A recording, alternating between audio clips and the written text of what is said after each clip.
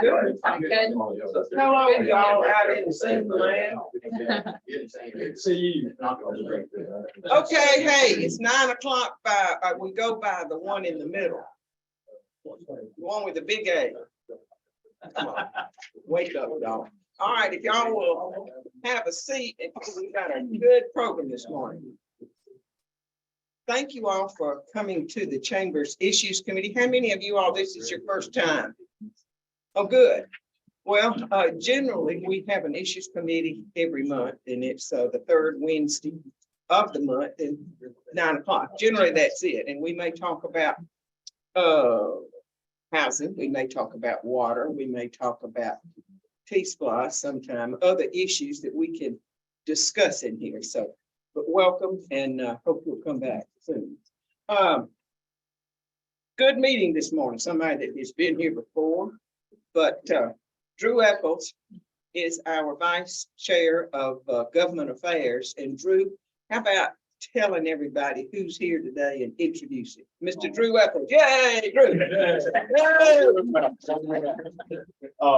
Look, I appreciate all y'all coming this morning. Tommy Howard was with us a few months ago and gave us an update on housing. And just before the meeting got started, he was sharing a few of the statistics, how it's already changing just in a few months. So for us to be able to come together and learn about this, I think it's going to be very interesting. And then, you know, I was reading Tommy's bio just like last time, and we don't have to say that all this stuff where he, you know, went to school and was the past president of Rotary Club.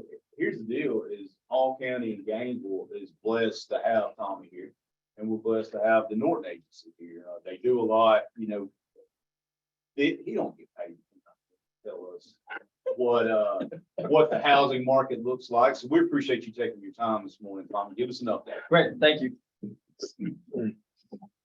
Thank you, Drew. Well, I said earlier, I feel like I was just here, just a few months ago, and I think that's exactly what it was. And as Drew said, things are changing every day, changing very quickly. So a couple things, a couple of housekeeping items. I actually wanted to mention to all of you that actually tomorrow we will be doing a mid-year forecast update. This is something we actually started during COVID that we've been doing for the last 3 or 4 years. It's a little bit different format. I'll be interviewing tomorrow a couple of our residential agents. That'll be Cammie Crawford and Brad Abernathy.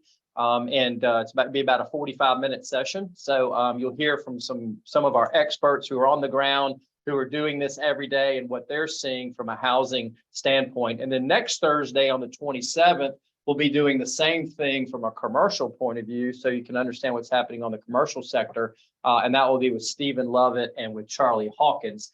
And if you want to register for that, you can see that on the screen. So that's nortonintelligence.com 2023 mid-year forecast. So you can also go to our website and get that link as well. Or if you just email us, we can send it to you if you want to get that. And that'll be through an actual YouTube channel. And then if you can't attend that, it will be recorded and you can go back and see it later. So please tune in for that for some updates. So let's jump into this. This is something I typically do. These are the quick indicators. Those that were here last time, you've seen some of these charts before, but we keep these up to date so you can see as things change. So this is our North Georgia inventory by price point. What I usually like to point out is really, if you look at July 23, but if you look at that green and blue line, blue is under $150,000. That has disappeared. You can really not find a house in this marketplace. And quite frankly, I don't know that there's many marketplaces across the country. I was in Cotter, Arkansas back actually it was Chris Brazel. We were there and back in the spring. And we were asking about their home prices. Well, if you want a house under $150,000, they have it. So go to Cotter, Arkansas for a $140,000 house, which actually doubled from an average of $75,000. So they also have seen the velocity of growth that we've seen here. But really that under 250, again, that green line very much disappearing. And where we see the expansion is in that yellow and red, which is that 250 to 450, which continues. And I will tell you, even under $300,000 is very difficult to find today. There's just very little inventory in that price point. We look by sales by price point, same thing. Just a very disappearing on that lower tier. And we're continuing to see that. And I would say, I dare say by this time next year, that green line will all but be gone. most Wait a likely. minute, I'm not seeing the chart. I Okay, still see the opening page. Is anyone else having that issue? Okay, sorry. all right, see if we can. Sure.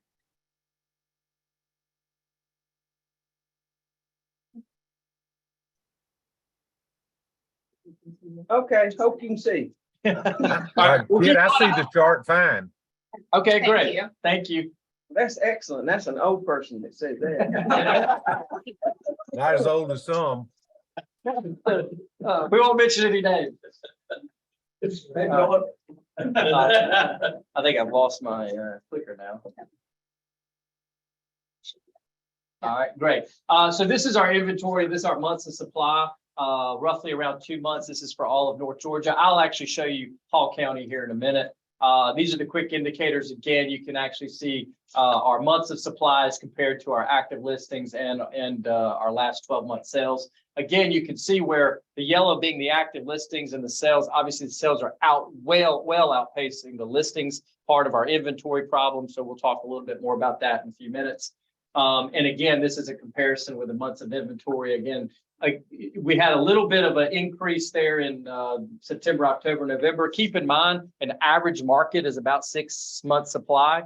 We've been hovering in that 2 months or less, really for now about 24 to 30 months. So we're not seeing that inventory really increase at any sort of velocity. This is a great chart. I apologize, I only have through May, but I can tell you today we're at about 35 days average on the market. It was 34 in May. So we actually started to see that increase, and then we've seen that come down as we got into the summer months. So we have again seen the velocity of sales. There's just isn't as much inventory out there. That's why we see less percentages when I show you when our sales volume is being down. This is Hall County. You're going to see very similar comparisons. So again, that disappearing under 150, 150 sales price point, again, very similar that you'll see throughout Hall County as compared to North Georgia. So nothing new there. And look at May of 23, there was nothing in the green. Absolutely zero. So we're going to continue to see that. Months of supply, a little bit higher, about 2.1, 2.2 in Hall County. And then our average sales price is really made, and this is a 12-month rolling average. That's why this is a little less than what we'll see here in a minute. So you can see that that it's just been slight increases, but even if you go to August 21st, a little bit less than 400,000 today, approaching 460, but it's actually higher than that as of today. And then our sales volume versus the months of supply in same chart. So this will break it down for you just to make it very simple and easy for you. So as this is a June of 23, the total FMLS area, that's really Metro Atlanta and North. Their average price point was 483, which is actually up about 1.6%. Hall County reached its peak for June at 504,000. Our last peak was 495 last June. So June seems to be a very good month for sales. We've seen that traditionally over the last 20 years, those summer months. Anything from March to June have always been our higher months. But again, exceeding $500,000 in Hall County.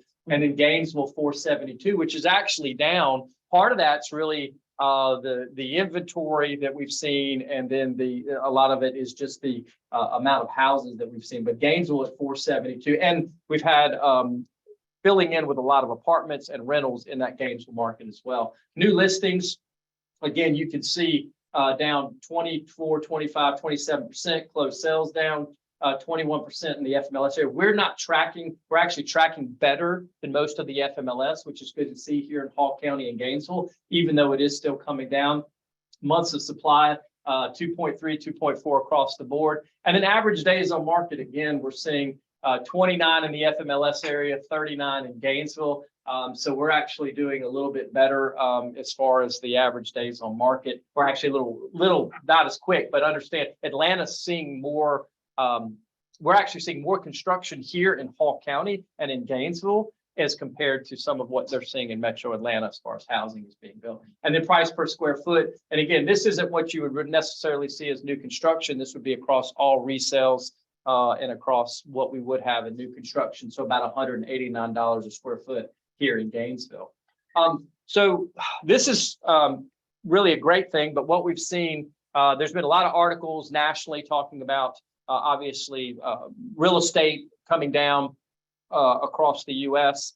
We have seen that in places like California, New York, Chicago. Of course, they're looking at 5 to 10% decreases across those areas, but not here in the Southeast. Southeast, we're predicting about a 5% increase in our home prices because we have so many people coming to the Southeast, which is really is a good thing for us. And we'll talk about Gainesville here in a minute.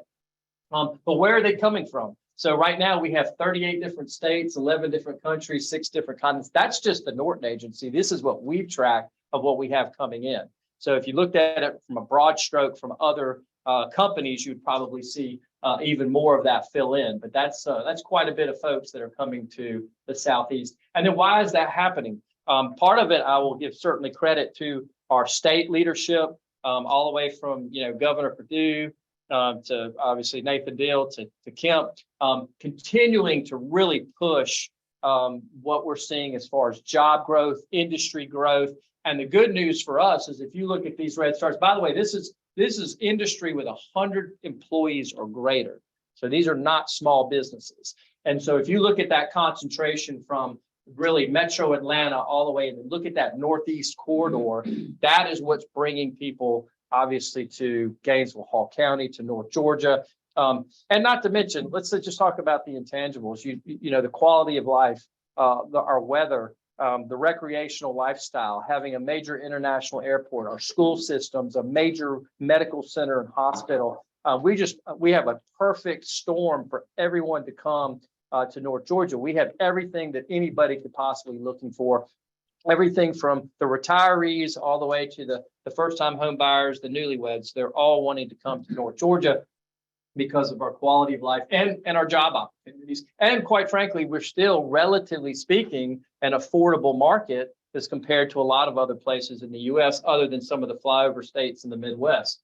So I am going to take credit for this. So this was actually, so thank you, Tim. He introduced, we did an article, and some of you saw that in Bankrate, Gainesville being named the #1 real estate market in the country, which was a pretty fantastic honor. But as I was doing that interview, this slipped out of my mouth and I said an A+ community. And I just thought that was the perfect description for Gainesville, Hall County, because of all the things I just mentioned, because we have such a great quality of life. And so they used that in the article, and I thought that was pretty cool for Gainesville to see that. But as I was talking to Kit earlier, we are on the radar, not just locally, but nationally. People are paying attention to what we're doing here in Gainesville, Hall County, and really North Georgia. And so we're going to continue to see growth because of that. So the next 2 charts, I think this is just fascinating to show you really the dramatic change. And these are new, so you probably haven't seen these.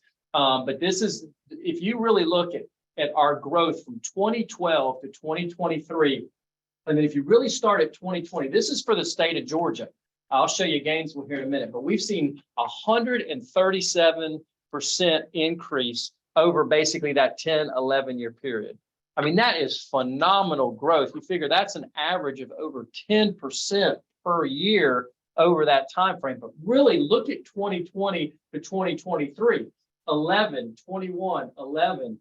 0.7, which is still increasing, but albeit slightly. We think that that's going to be the trend to plateau, but that's over 40%. If you include 19, we're looking at a 45% increase just in that 3 to 4 year period. So you can see that velocity of growth, and that's really what's changed the dynamic economically across North Georgia and across the nation, is that velocity of growth over that period of time. So let's look at Gainesville. Gainesville, this is amazing. 8.3, but then 21 and 21, so almost 50% in that 3-year period. Now we have seen a small blip here in 2023. It's come down about 3-4%, which is really nominal in what we're in the scope of things. As a matter of fact, what we've seen is because we've had such an escalation of prices, we are starting people seeing them adjust their home sale prices because we just saw such a huge velocity of growth. But I think this is fascinating, 118% over that basically 10-year period that we've seen growth here in Gainesville. So this is the challenge that we've talked a lot about. Some of you saw these charts last time. And I want to go through these again because I think this really tells the story of where we are and what's happening. So this is for the state of Georgia. So if we look at 2012, if you look at 2012, the average or the median income was roughly around $50,000. Median home price was about 107 actually to be exact. And then which is normal, which by the way, if you have a mortgage banker looking at it, if you look at a 2.5 to 3 multiple, if they're looking to do a loan, that's what they want to see in the difference between the median income and the median household price. So if you fast forward to 2022, just 10 years, again, that same 10-year period, we are now at a 5.5 multiple, looking at a median income of a little bit over $60,000, and then our average, our median price approaching $350,000. So that's a 5.5 multiple. So if you're talking to a mortgage banker, that math doesn't work. And I will share, actually, I'm going to come back to this. And well, actually, I'll share this with you now. So in Georgia, so I looked at this a little bit different and I said, okay, well, what are the percentages of change? So if you look at that same 10-year period, the median income or median home price has changed by 69%. Median income has only changed by 22%. So it's not nearly keeping up with the velocity of growth that we're seeing. So those prices have far exceeded the median income. So the question is, how do you bring those closer together? So we'll talk about that in a minute. So this is North Georgia. Again, very similar. There are 5 multiple. That was a difference of 67% and 33%. So actually North Georgia was a little bit closer in their disparity. Hall County, again, a 5.8 multiple.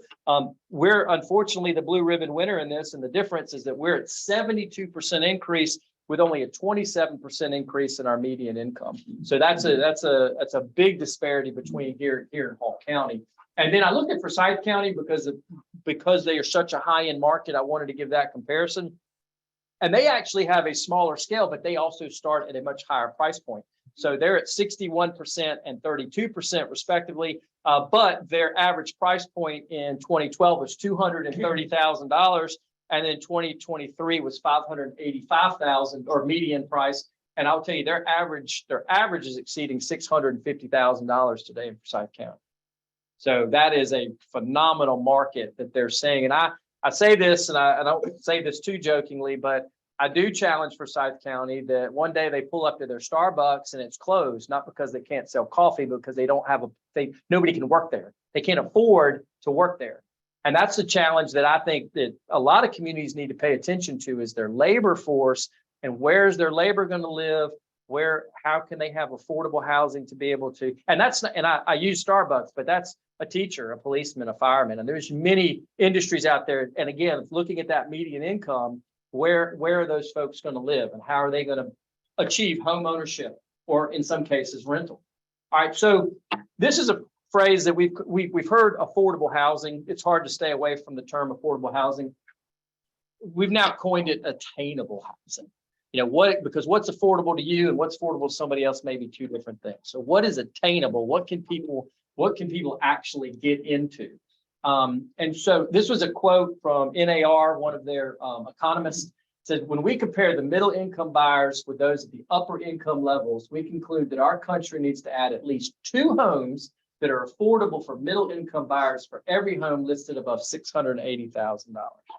And if you looked at our numbers and where we're going at those, and when we have an average price point here in Hall County of $450,000, we're getting closer to these higher end markets. And so this is again nationally, but we have to add a lot more housing as compared to the higher end housing that we're seeing across the market. And a lot of it has to says, well, why, if we know that that's what people need, why aren't we buying this? Well, it's just cost. And if you look at what a builder can do, the cost of land, and we'll talk about that in a minute, of what are the challenges of being able to do that. So this is the state of Georgia. This is actually, we've been working a little bit with Governor Kemp's office on some initiatives to be able to see how do we handle this. And I will tell you, this is being looked at a state level. I know it's certainly being looked at a local level here in Gainesville and Hall County. But the disparity, again, we mentioned 5 times, that's across the state of Georgia. Multi-family vacancy, less than 4% across the state. Single family rental, less than 2%. Homes under construction today is about 76,000 across the entire state, which we need to be about double that. Our average new home price, $410,000 in the state of Georgia. That's the entire state. That's pretty phenomenal. Average resale price, $348,000. Current home inventory, 2.3 months. We'll see that in every county across the state. Average new apartment rent, $1,850 for an average rent in the state of Georgia. That is phenomenal. And we're going to talk about the challenges with that and how maybe we can overcome that. Vacant developed lots, about 61,000. To give you comparison, during the recession, 2008-9, we had about 129,000 vacant developed lots just in the metro Atlanta area. So that tells you the difference and that's opportunity for builders to come in and build, but we don't have nearly the inventory that we had. And I will tell you, even during the recession, we looked at those inventories and we're like, there is no way we're going to sell all this property. There's no way we're going to sell all these houses. And look at us now. We haven't even caught back up to where we were at that time. Vacant developed lot, new construction price per square foot, $182 across the state. And we believe that Georgia is about 500,000 units short of inventory today. Now keep that perspective. I have a chart here that shows we're about 7 million short nationally. So we believe Georgia is a big part of what we're seeing as far as lack of inventory across the country because of the demand that we have here for housing. So what are the challenges and how can we approach these or fix these issues? But it's not just one issue. I mentioned, people talk about interest rates and the challenges, but if you look at, this is what goes into a developer. This is how they think of when they're going in, how do they create? So what are the pockets? So obviously land, which comes with all of the infrastructure that you have to have with that. So the engineering, the sewer, the site development, any amenities, and then all of these things have a very large cost to them. Then we have the actual, construction. Look at what we went through during COVID with all of the supply chain issues. So materials, labor, contract, and then you got the contractor profit. But then codes and legislation, and that's where we think that there could be some tightening or some ability to have that the development community and the public community work together on some of these issues for codes and legislation with zoning, density, life safety, international building code. For instance, so International Building Code, which we've adopted here in Hall County, which most municipalities have. I don't know if anybody's read it, but it's over 1,000 pages long. Most people haven't. I only know of one that has actually read it. And if you look at it, it really blankets a lot of different things. But if we were able to go in and hone in on very specific projects, we might be able to actually do things to cut some costs in development if we actually do some things a little bit smarter and apply them, because it applies, when you look at it, it applies to commercial and residential. Well, guess what? You may not need the same things for residential that you need for commercial. And so those are the kinds of things that we can, and the municipalities have the ability to override that. They're not tied to it. They're not anchored to it. It's just, we have to be more cognizant of what's in those pages. And then of course, a developer's not in it to do it for free. There is a profit. So they have to look at their return. They also have to look at the cost of financing if they're getting money from a lending institution, the logistics behind it, and then the overhead management. So there's a lot of pieces to the pie that we can look at, and we have some initiatives that we think might actually be able to work with that. So this is a project that we did. Some of you may have seen this. This is at New Holland. Has anybody gone through this? Yeah, a few of you. So this is a 512-foot square bungalow. Now, it's bigger than you think it is. It's not great, but it's bigger than you think it is. But if you look at what we've had, so if we look at a $283 square foot to build, which I think works out to about $144,000, the projected rent was $1,450, but we actually did some value engineering and were able to cut some costs. And so now we were able to get that projected rent down to $1,295. Now, if you remember a few slides ago, average rent in Georgia was $1,800, $1,850. So obviously that is a product that is able to get below that average in the state of Georgia. Now, I will admit that if you look at it, if you look at the estimated sales price, so if we were to sell that, which we're not, it would roughly be around $200,000, which you would say, well, wow, that's well below the average price point for any house that we have. But if you look at the price per square foot, it's certainly a lot higher. So you're getting less house, but you're getting a house and you are getting somewhere to live. And so that's part of the solution, is that it's maybe smaller houses, but it is a roof over your head. The other component to that is density. Density is a game changer too, when you be able to, how do you use land? And I know that's a bad word with a lot of municipalities, but that is one initiative that you can use to be able to put more houses on a piece of land and be able to reduce that cost. And that will help developers as well. And so this is a great product. I think you're going to see more of these, but this is a solution. This is in the top right-hand corner. That's actually a picture of those two bungalows. Very nice, classy product. If you haven't seen them, if you'd like to go by, please let me know. We'd be happy to give you a tour. And Tony, Yes, tell ma'am. again where it is. It's a New Holland, if you know it. So close to Limestone Parkway, if you're familiar with that. But it's Between the hospital and. yes, between the hospital and Limestone. And that's where we also renovated the New Holland Church, if you've had a chance to see that development as well. Have they gone pretty fast? They were gone before we put them on the market. Okay. So they yes, very quickly. And the demand is still there. And both were single folks, we retiree. And so, yes, it goes across all, I mean, a young couple could live there, a retiree could live there. There's a lot of folks who desire that product. Builder challenges. So and I say municipalities dragging out process permit. This isn't necessarily all their fault, but it just takes time. And we need to be able to see if we can cut that time down, because time is money. So if we can work through these permit processes quicker, that will help. $75,000 to $95,000 to develop a lot. We think if we can cut that cost down, which goes back to some of those permit issues that we were talking about. And then of course, infrastructure is a cost for everybody. And that's something we all have to think about. And when you do these things, you have to have water, you have to have sewer, you have to have roads. It affects school systems. We get that. So you have to pay attention to infrastructure when you're doing these new construction. Tommy, Yes, sir. can you go back to the bungalow? Yep. 512 square feet. Yep. So just for comparison, this room is 20 by 36. So this room is 620 square Yeah. feet. Smaller than Now, that. what? This room is bigger than that Oh, unit. I mean, I'm Yes. kidding. I'm saying now, what? So a tiny home is actually smaller than that. They actually define a tiny home to be about 250 square feet. So about half of that. Vaulted ceilings, it didn't seem that small. No, and this is it does have a vaulted ceiling. It actually has attic space, believe it or not. It's not very accessible, but it does have it. And this is actually not on slab, it's on crawl. We could continue to reduce price if we went to slab versus crawl. That would actually diminish. We could bring the cost down. We could change a few of them, maybe the materials, but we have granite countertops. We have, good flooring. I mean, it's a nice product. So you could do some things again to make it a little more affordable. But we still people want a nice place to live. So I think that's the only way to achieve the goal of the price point is a smaller unit. Yeah. And the cost of materials, you're at $189 per square foot. I don't see that coming down. no. So that's exactly right.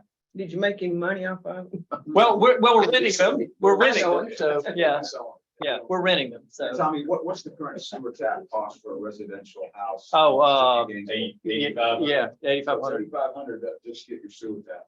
in the Yeah. city of Gainesville. Which per unit. Oh, yeah, per unit. Yeah. So what if you could put multiple units on one sewer tap? What if you could do some things, because for instance, this type of product could probably, anyway, there's some things you could do to minimize that cost. Okay, so this is nationally, but this is the building gap. And so there's 38 metro areas that are actually that are building enough product to keep up with their job growth.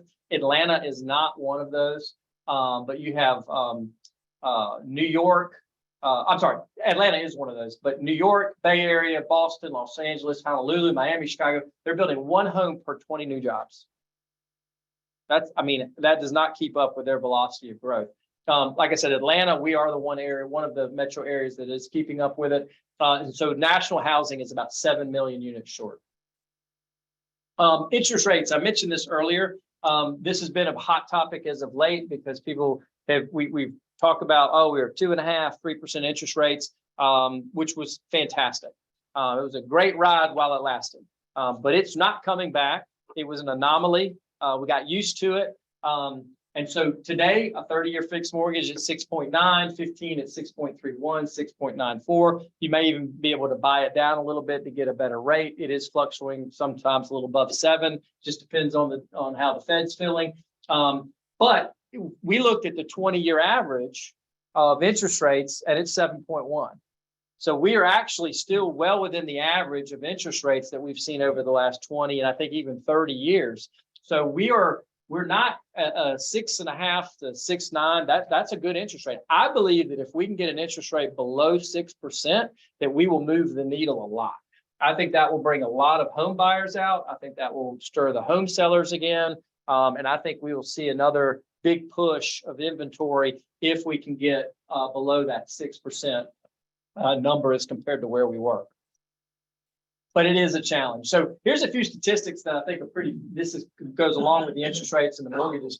21.9% of homeowners moved in their home within the last 3 years. So that's a lot of people that have moved in this. And we saw a lot of that, of course, really a COVID effect as people were sitting staring at their walls and said, I got to get out of here. I love my family, but I don't want to look at them anymore. And I need a new, bigger house. So that's US wide. This is US. 81% of homeowners live in detached single-family homes, so which means the other 19% may be like a condo or townhome type situation that they actually own. And then 40% of homeowners, this has fascinated me, 40% of homeowners have no mortgage at all. So there's a lot of people who are sitting out there on a lot of equity. And as we saw, in some cases, 35 to 40% increases, and in some cases, even 50% increases over that 3-year period. So if they had been living in their house for 10 years, my God, the equity that they have accumulated just in that period of time is phenomenal, especially with no mortgage at all. 13% of homeowners with a mortgage of an interest rate of 3% or lower. That is a pretty large group. But here's the other thing, 40% between 3 and 4. That means 53% of those mortgages that are out there are less than 4%. So if I'm sitting on that mortgage at less than 4% or even less than 3%, am I really motivated to sell? Not really, because I don't want to go out and get a 7% interest rate today. I want to sit on my 2.5 or 3% interest rate as long as I can. And on top of that, if I have to move, if I have to buy a new house, I may actually consider keeping my previous house as an investment property or as a rental because I have such low basis in it, especially if I'm sitting on 100% equity.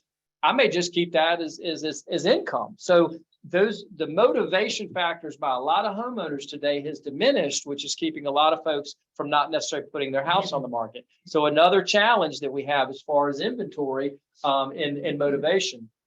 And then 47% of homeowners are above 4%, but that could be 4.5. It could be less than 5. So we just don't know. But there's a lot of, over half of the mortgages out there really are not going to be motivated to move.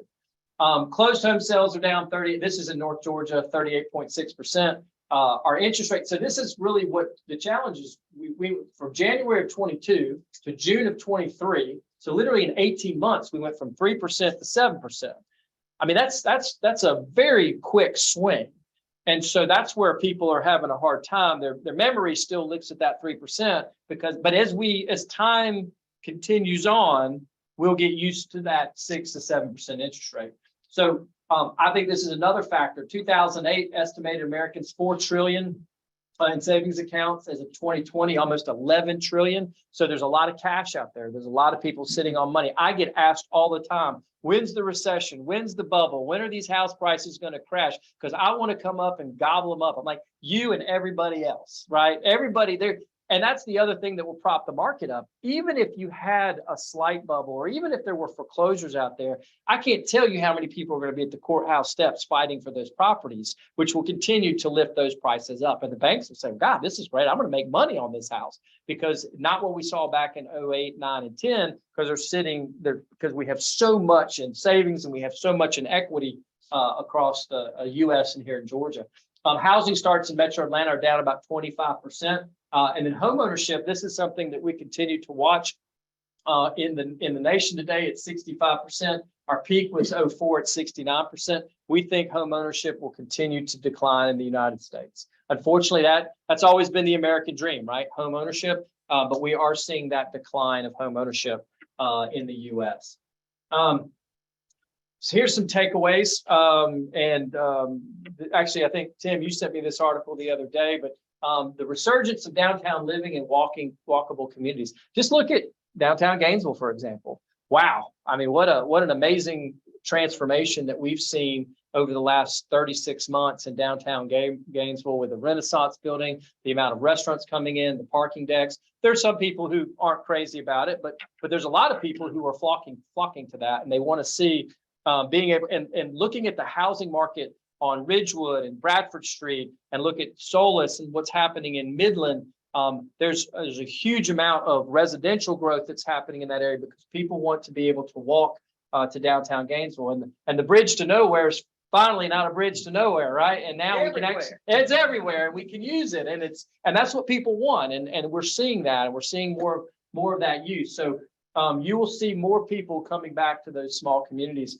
Metro office space opportunities. I say opportunities. This is what we hear nationally. Elon Musk and others are talking about in 2025, and a lot of these notes will come due for these large buildings and office space throughout places like Atlanta and other large metropolitan areas. And right now they're at about 60% occupancy.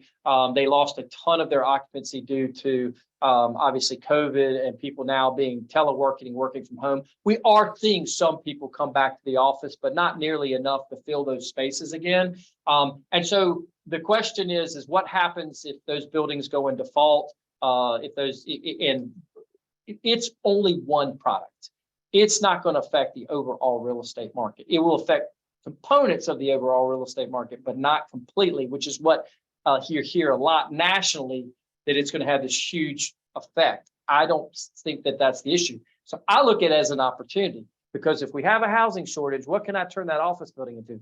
Apartments, condos, hotels. We've already seen some of that. So I think it's just repurposing these buildings. We have done that for many years, repurposed a lot of, we've turned a church into an apartment building. Why not take an apartment building and turn it into condominiums? I mean, or a office building and turn it into condominiums. There are solutions to these issues. So we just have to look at it from a different point of view. Builders still have a wait and see attitude. Part of the challenge is they're waiting to get back out there in the market. And construction is changing, as we just showed the bungalow product, the 512 square feet. That's a different type of product. So there are, and people are not necessarily expecting the granite countertops or the hardwood flooring. They're looking at vinyl, and they're looking at different types of components that are a little bit more affordable than they did in the past. Buying a home is still better than renting. I'll stand by that. You're still, even at 7% interest rates, you are still building equity. You still have tax incentives to do that. You have your own four walls. You have a yard. And let me tell you, the pet industry is doing really well right now because everybody has a dog. And so that is, I think that is something that you will continue to hear me say, is that purchasing a home is still better than renting, and you're building that equity over time. It's still an investment. It's still that opportunity. Buyers and sellers are making business decisions. It used to be that, mama comes in to see where the kids are going to play in the backyard and where the Christmas tree is going to go. And now it's, okay, is this a good money decision? Are we going to get enough out of this house? Are we going to build equity in this house? Are we paying the right price for it? Are we borrowing money at the right percentage to be able to do that? They're asking those questions now versus making an emotional decision in buying houses, because it is becoming more of an investment. It's always been an asset, but it is looked at more of an investment in today's world. Home purchase is about a monthly payment. I'll tell you, if you ever looked at your 30-year amortization schedule when you bought a house, it'll freak you out, because you look at how much money you're actually spending. But people don't do that anymore. They want to see what, and the car dealerships have been doing that for years. Sorry, Butch Miller, but yes, y'all, what monthly payment do you want to make? And that's what they look at. Well, they're doing the same thing in the housing industry as well. First time home buyers are challenged. I think that's something we have to look at is what can a young couple, a young single business person, how can they afford a home? And those are things that we have to address, and it's going to be a challenge moving forward. Build to rent is growing. That's not going anywhere. That's still a big component that we're seeing here in Georgia and nationally. Investors are still hungry for product. This is something I think that a lot of people need to know. A lot of people say, oh, we need to stop these investors from buying all of these houses. Well, understand the large groups are only a small percentage of the landlords. The biggest percentage of landlords of rental property are people that own 2 or 3 houses. That's still the biggest percentage of investors. And so you don't really want to take away opportunities from those people that have that ability to. I'm one of those. And I think that that's something that and there's probably a lot of people in this room who have done that, but investing in properties. And so understand they're only, again, one component of a much bigger challenge. Demand for workforce housing. We talk to industries all the time, Bryan County, so 7,000 new jobs out, if you know where Bryan County, outside of Savannah. Okay, so they're going to bring in all this huge industry. There's a huge initiative from Governor Kemp. If you we looked at the number of listings in Bryan County, it was 11. 11. So where do you live? And they're going to have to live in Savannah or other communities to be able to work. And they're going to have to figure out how do they create growth and build houses. We know that there's some other communities that have these same challenges, that they want to bring in businesses to their communities. But one of the first questions they ask is, where's my workforce going to live? And what is your average price point? And I know what I'm paying them, and they can't afford to live here. That's a challenge. Public and private partnerships are needed. Generational housing. This has been happening in Japan for many years, but now we're seeing, grandparents and parents and grandchildren all living under the same roof. It used to be that I'll inherit mom and dad's house and then I'll sell it and make a nice little chunk. Now I inherit mom and dad's house and I'm going to live in it. It's a little bit different thought in that generational housing. So we are seeing more people share under a roof. And then public and private partnerships needed to solve that. I think that, and I know that that's happening, which I think is great. And I know that this community is having lots of conversations about it, and we need to continue to have conversations about it. But that is going to be the key, is to be able to have everyone on the same page of, okay, how do we accommodate developers, and how do we accommodate the public and being able to have affordable housing. So with that, and I think I'm right at 45 minutes. So with that, I'll be happy to answer any questions, or if there's something I didn't talk about, I'll be happy to share. Tommy, Yes, sir. define workforce housing. As far as price point or type of, so How do you define it? So I look at a large, so I'll take the SK battery plant, for example, in Jackson County. I mean, they have price points of jobs, everything from, a $50,000 employee all the way to, you name it. So I think that it can be across, it's all scalable. I mean, look at the poultry industry, for example. That's also workforce housing, but they're also the hourly wage earners. So if you're looking at someone that's making, $15 to $18 an hour, that's also workforce housing. So I think it's across the board as far as industries are concerned. I think it's, again, I think it's trying to combat, and I'll use the word, that affordable housing product or attainable housing product. I think that's what you're trying to fill that need, because again, it's that median income of $60,000. I think that's your workforce housing, is that median income group. So You're talking about, your bungalows are 512 Yeah. square feet. I'm assuming that's probably one bedroom. One bedroom, yeah. One bedroom. I don't see that as being a workforce housing. No, and absolutely, I agree with you. And it's just a small component. I mean, we can't nearly build enough of those to make even a dent in the challenges that we have. That is just a solution for some of that. Now, you may have someone, an empty nester that moves into that bungalow, then puts their house on the market. So that's inventory. Now, the price point's the challenge because they're probably whatever they're selling, again, an average price point of $450,000. So we can't change that. And I don't see that coming down. So I think so part of the question, what we're really getting at is closing that gap between that median income and that median home price. Well, quite frankly, I don't see median income pushing up dramatically to be able to get back up to that 2.5 to 3 multiple. That's not going to happen. And I don't see people's home prices dropping dramatically to close that gap. So we have to create a product somewhere in the middle that can accommodate those folks. And whether that's through density, whether that's through smaller footprints, that's the challenges that we have. But that's the challenge, is how do you close that gap? And quite frankly, it's a very difficult thing to do, because I'm not going to sell my house. I'm not going to take a loss on it. I mean, why would you?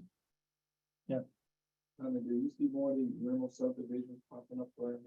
I do. Yeah, no, I think you'll continue to see that as a trend. Again, I think, it has to be the right, area, and you have to have the right conditions to be able to do it. And I don't think it's a bad thing. I know there's a lot of folks that are scared of that, but it is housing. It is opportunities for places to live. But no, that trend really started out in Phoenix, Arizona, and has gravitated. We know that they're here in North Georgia and Metro Atlanta, and they're building now. But no, I think you'll continue to see that investment money coming into our area to create that product. But again, I don't think it's going to ever outweigh the traditional homeowner. We are seeing, I did mention, obviously, home ownership is diminishing, but we're still at 65% home ownership in the country. Hopefully we can maintain that as long as we can. It will come down some, but because of those investment opportunities. But yes, I do think that'll continue. Chat button, if you got any questions, just a little bit about, maybe touched on it, but tiny home. Yes. So, well, tiny homes, it depends, yeah, I know, I think it was White County, they defined it as 250 square feet, I think. So a tiny home is, that's literally, about this space you're talking, but look at New York City. Look at what people have lived in those apartments for decades. Those are, I don't even know what the square footage, maybe 300 square feet at best. So you're basically taking that same concept or idea and putting 4 walls around it. So I don't really see tiny homes. I don't think that's necessarily a solution for the housing. I think that's a novelty that we've seen from VRBO and short-term rentals, and people wanting to have a little place to go out in the woods or the lake and have this cute little cottage for a couple of nights. But to live there in a tiny home, I just don't think that's part of the solution. And I don't think you'll see a lot of that. But Tommy, I went and looked at a cabin with Sheila Davis. It was a house on the lake, built in 1961, hadn't done anything to it since 1961. 2-story. You couldn't get to the bottom story from the top story. Mm-hmm. It was the asking price was $507 a square foot. Yeah. And Sheila said that 500 was about the top range for lake prices. Can you speak to the homes on the lake? Sure. Well, in that case, you're paying for the dirt. It's location versus the house. And we've actually seen, we now have a subdivision that has $1 million lake lots in it. I think we have 9 of them. Yeah. So we're seeing, but we're still seeing a demand for that. I know we just put under contract over a $3 million house on the lake. And so we are still seeing now during, I will say 21, 22, we sold more $1 million houses on the lake than we've ever sold before. Now we're starting to see that come down because one, less inventory, less people are putting their house on the market, but there's still a demand for it. And so I think the high prices, a lot of that's being fueled by people that are coming in from other markets. We see a lot of that from the West Coast. You come in from California, a $3 million house is pretty normal. That's not out of, their average price point in the state is like $650. So they're coming here and they're looking at our prices going, sounds great, let's do that. So I think that's what we're seeing. A lot of that propping that market up is because of the influx of money from other areas. We still, and we have it here too. I mean, we have people coming up from Metro Atlanta who are buying these lake houses. And here's the thing, there's only so much lake property. It is a finite product. It will disappear at some point. There will just not be enough of it to go around. I mean, look at Lake Burton, for example. And of course, it's a Georgia Power lake. And so I think that you only have so much that goes around. So I think that demand will stay very high for lakefront and vacation style property. And look at the coast, look at down in Florida. I mean, look what they've seen. Yes, sir. In many parts of the country, you're seeing, at least to me, it seems to be an emergence of mobile manufactured Oh, yeah. home communities. Sure. That many of which upscale, fairly high set of amenities. Yep. You see that as part of the future solution? I think I think it's one component. I think all of those, and we are seeing more and more of that. It's interesting because I know I talked to someone maybe about 8-9 years ago that was trying to do a lot of that here in Georgia. They were coming out of New Jersey. We didn't really at the time didn't put a whole lot of value or merit into it. I think we're starting to see that is. But again, whether you build the truss on site or whether you build it in a warehouse somewhere, the cost of labor, the cost of the materials, the cost of transporting it have gone up. So what used to be a little bit bigger or a cost savings because they could prefab and do everything all at once, those gaps have closed because of cost of materials and transportation and things like that. So it's not as great a product from that standpoint that it used to be. But yeah, I still think that product is very prevalent. You'll still see it. A lot of it was in Florida. We saw a lot of that product in Florida. They did very well down there. And the other thing is weather. I'd much rather build it in a warehouse in New Jersey, ship it down on a truck than in 100-degree weather in Florida with the humidity sitting on top of a rooftop. If I can put it together much quicker, well, that's a little easier solution too. But yes, I think we'll continue to see that. Tim? Tom, just using the numbers, sure it's a median household income is 67,000. Yeah. Now, Yeah. Using a multiple of 4.5, that's $300,000. Yeah. So still 4.5 times. Yes. That median household income. That the homes that y'all are building in Newfound are $268 a square foot. Yeah. That's about an 11 square foot. Yeah. Where could you do that in Hall County? And still, the lot, the land, to be on sewer, where you get the lot size small. Yeah.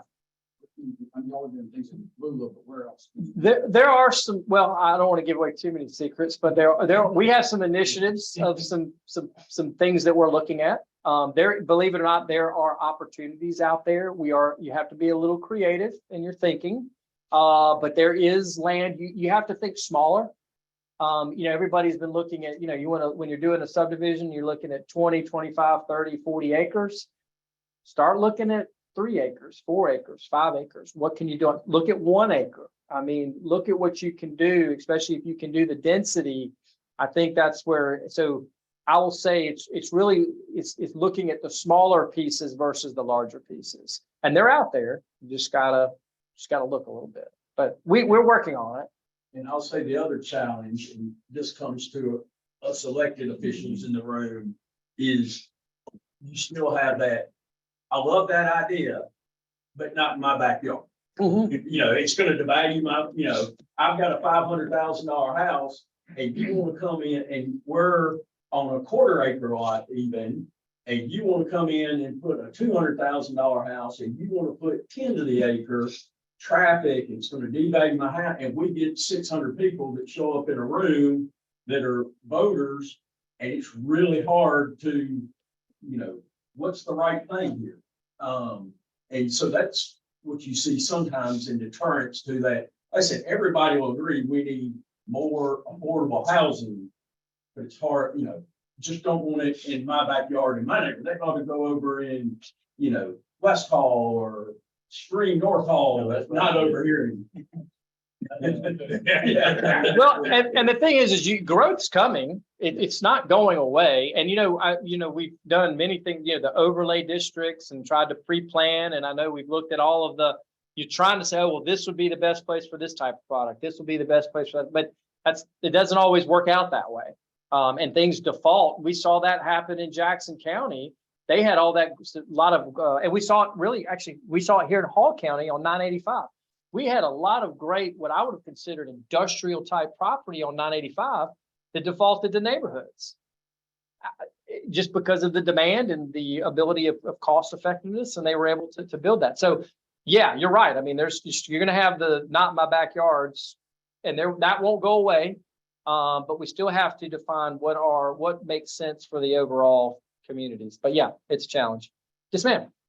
I'm Jennifer from my sister's place. I just want to speak on behalf of my residents in the shelter. We are a homeless shelter versus homeless in the program. We are seeing those people that are in the job market that aren't at the median income. And we're really struggling to find places for them to experience permanent housing outside of our shelter. Many of them are dependent on the transportation system and the resources right here in Danesville. So it is very difficult to look outside of Danesville and Hall County to find a permanent housing solution for them. So I appreciate the bungalow option. I know it is probably an extremely high, but I appreciate that is an opportunity that's there. I have adult children who live in my house that can't get out because they can't afford it. And so I just appreciate the discussion on trying to find solutions, not only for our residents, but for those that are really under that need.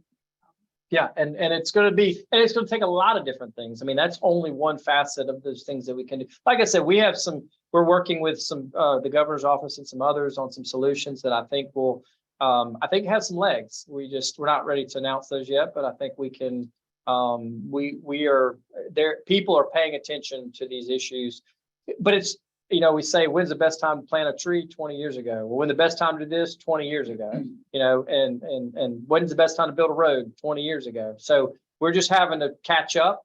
We will never catch up, but at least we can come up with some solutions to solve those issues. But thank you for saying that. But Tommy, just for example, the development that Dave Odom is doing behind my office building.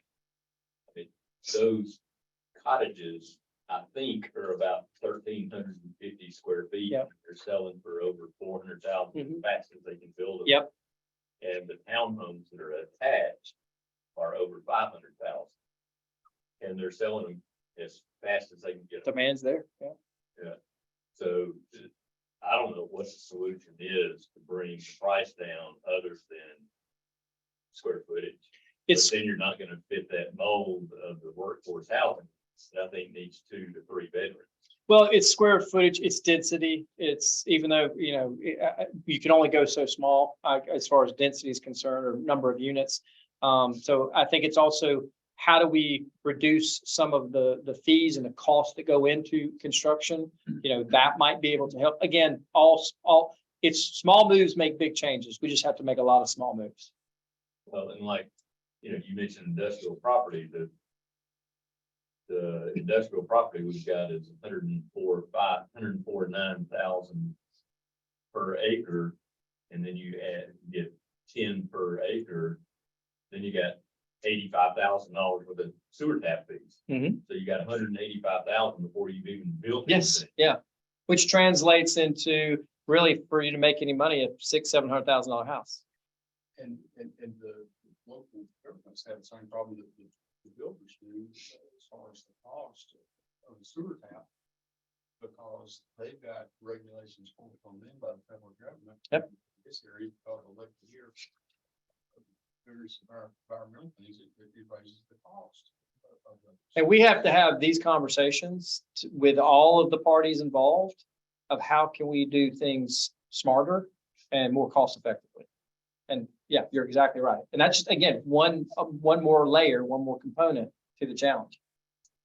Tommy Howard, you are wonderful. I've got 1 or 2 comments. How many of you all have either gotten emails, social media, or phone calls about, hey, call me, I want to buy your house? Oh, yeah. That's just about every day. Yeah. So anyway, I thought that was the communication and something else. All right, population wise, in the bank rate thing, their listing is at 207,000 for Hall County. Now, wait a minute, I know they're behind the times and they look at every 10 years, but I say the population is 250 and above. Oh, I agree. Yeah. Wait, maybe higher than that, and I think Brian Lackey, I don't know whether y'all in the county, what is the population, Chris? Anybody want, but I think it's way past 250. 300. Yeah. So I think that's, but anyway, I think it's, well, you may. That's my Oliver number. You may not be too far off, but anyway, I thought that was interesting. One more comment. Chris, you may remember this, Vintage Homes in Bill Maines. At one time, Vintage Homes was here in Gainesville. Mayhill Homes, in manufactured housing, one of the largest in the US. Head of his time, right here in Gainesville, Hall County, Georgia. By the way, he was chairman of the chamber, not that, whatever. But anyway, okay, that's all I've got to say, but Tommy Howard, you're wonderful. Oh, thank you.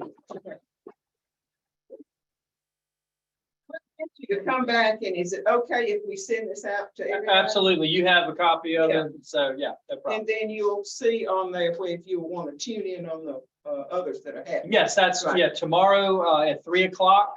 You can see that interview, and then on next Thursday at 3 o'clock for our commercial. Thank you, Thank thank you. you. All right, one more comment and that's it. T-Splosh, my only comment is, we'll see what Hall County does next week, about on the 27th.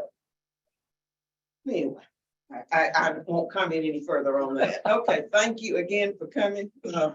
Appreciate it. Come back first time.